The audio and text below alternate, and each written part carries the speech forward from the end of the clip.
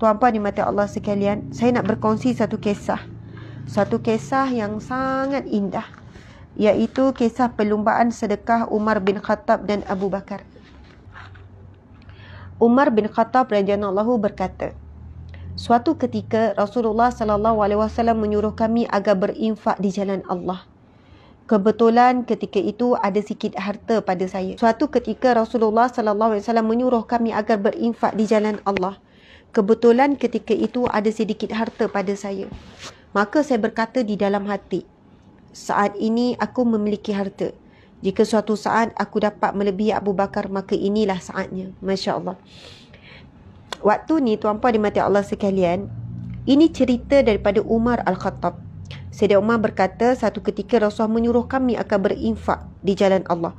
Kebetulan ketika itu ada sikit harta pada saya. Maka saya berkata dalam hati. Umar berkata dalam hati, saat ini aku memiliki harta. Maksudnya dia ada banyak sikit harta. Jika satu saat aku dapat melebihi daripada Abu Bakar, maka inilah saatnya. Maksudnya ketika ini Sayyidina Umar kata, aku nak melebihi daripada Sayyidina Abu Bakar. Lalu saya membahagi dua. Aku pun pulang ke rumah dengan gembira. Lalu saya bagi dua seluruh harta yang ada di rumah. Setengahnya untuk keluarga dan setengahnya saya serahkan kepada Rasulullah sallallahu alaihi wasallam. Apa yang Sayyidina Umar buat? Sayyidina Umar balik rumah, harta dia separuh dibagi sedekah. Contohnya kalau kita ada 10,000, 5,000 bagi sedekah. Ada 1,500 bagi sedekah. Subhanallah. Rasulullah sallallahu alaihi wasallam berkata, wahai Umar, adakah yang kamu tinggalkan untuk keluargamu? Saya menjawab, ada ya Rasulullah. Rasulullah tanya Umar, kamu ada tinggal tak sikit untuk keluargamu? Ada ya Rasulullah. Nabi bertanya lagi, apa yang kamu tinggalkan? Saya menjawab, saya tinggalkan untuk mereka setengah daripada harta saya. Kemudian datanglah Abu Bakar radhiyallahu anhu dengan membawa seluruh hartanya. Rasulullah sallallahu alaihi wasallam bertanya kepadanya, wahai Abu Bakar, apa yang kamu tinggalkan untuk keluargamu? Abu Bakar menjawab, saya tinggalkan untuk mereka Allah dan Rasulnya. Allahu Akbar. Melihat hal ini, Umar berkata, saya tidak akan pernah dapat mengalahkan Abu Bakar. Masya Allah, Allahu Akbar. Tuan-puan dimati Allah sekalian, rupanya sedekah yang sangat tinggi nilainya, Masya Allah, sedekah yang sangat tinggi nilainya, tuan-puan dimati Allah sekalian, bukan terletak pada jumlah, tapi terletak kepada sejauh mana kesanggupan kita, keikhlasan hati kita, sejauh mana kemampuan hati kita untuk memberikan di jalan Allah apa yang kita cintai. Masya Allah. Itu kan firman Allah, kamu tidak akan dikatakan membuat kebajikan selagi mana kamu tidak memberi di jalan Allah apa yang kamu cintai. Jadi subhanallah, Umar ingat dia dah bagi banyak. Dan memang jumlah yang Umar bagi melebihi daripada jumlah Sayyidina Abu Bakar bagi. Dan Sayyidina Umar menjangkakan bahawasanya, kali ini aku mesti dapat melebihi daripada Abu Bakar. Tapi bila Abu Bakar bawa semua. Lalu saya tanya, wahai Abu Bakar, ada tak kamu tinggalkan sesuatu? Kemudian saya Abu Bakar kata, tidak ada Rasulullah.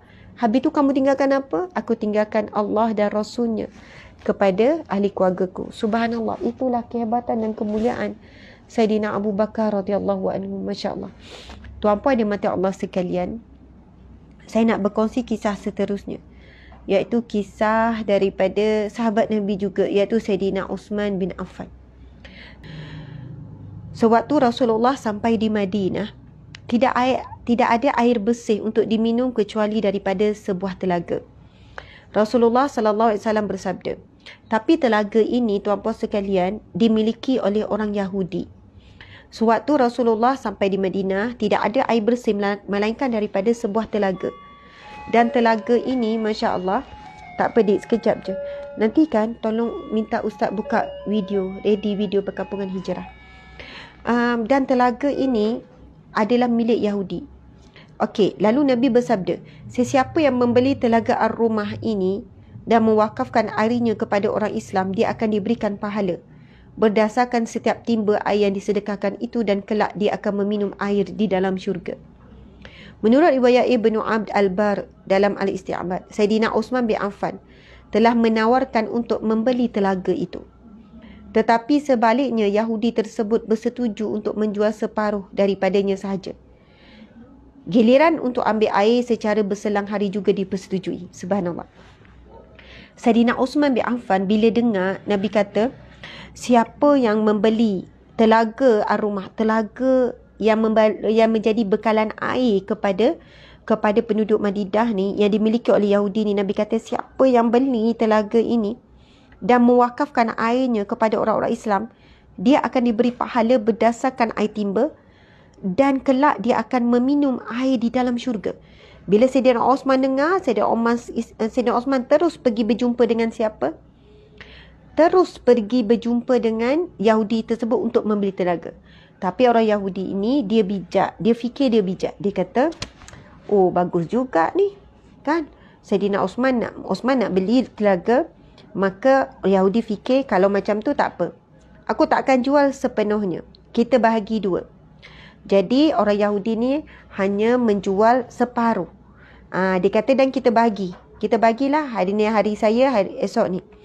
Bagi fikir orang Yahudi tersebut, dia kata lagi untung sebab dia boleh menarik lebih ramai orang untuk datang ke telaga dia. Sebab bila dia dah berkongsi dengan Saidina Osman, maka lebih ramailah orang akan datang. Orang Islam pun akan datang. Itu pada fikiran dia. Subhanallah. Namun Saidina Osman lagi bijak. Maka pada hari giliran Saidina Osman bin Affan, semua orang Islam datang mengambil air percuma. Sebab Saidina Osman jadikan pada hari gilirannya percuma. Jadi siapa orang ambil pada hari giliran Yahudi tersebut, maka perlu dibayar. Subhanallah. Melihat keadaan ini, Yahudi itu menyedari bahawa perniagaannya sudah mulai merosot, lalu menawarkan untuk menjual semua telaga itu kepada Saidina Osman dengan tambahan 8,000 dirham lagi, menjadikan nilai 20,000 dirham keseluruhannya. Tuan-puan dimati Allah sekalian, telaga ini masih wujud hingga ke hari ini. Telaga ini terletak kira-kira 1 kilometer dari Masjidil Qiblatain, iaitu Jalan Abu Bakar As-Siddiq. Kini ia diletakkan di bawah jagaan Kementerian Air di Pertanian Arab. Masya Allah. Dan dikatakan daripada sumber air telaga ini telah menyuburkan banyak tanah di kawasan sekitar. Dan hasil kekayaan Saidina Osman masih lagi mengalir sampai hari ini. Hasil daripada wakaf Saidina Osman daripada telaga itu, tuan-puan dimati Allah sekalian, daripada telaga tersebut kan tersebarnya, Masya Allah, daripada telaga tersebut air tu tersebarlah, air tu pergi mengalir, Masya Allah. Kemudian setelah mengalir, menyuburkan sekeliling, banyak kebun-kebun. Akhirnya subhanallah, hasil pada wakaf itu mengalir sampai hari ini.